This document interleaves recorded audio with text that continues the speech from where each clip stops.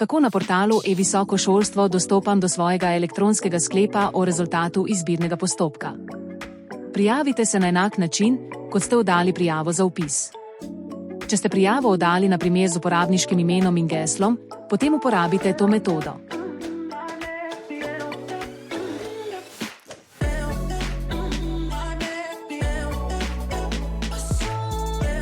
Pojdite na zavihek Prejeti dokumenti. Najprej morate dokument prevzeti.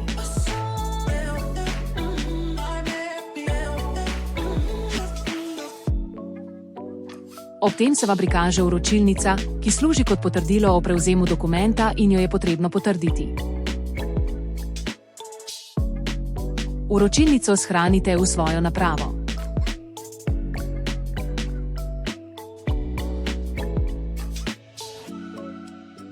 Sedaj lahko pogledate prejeti dokument.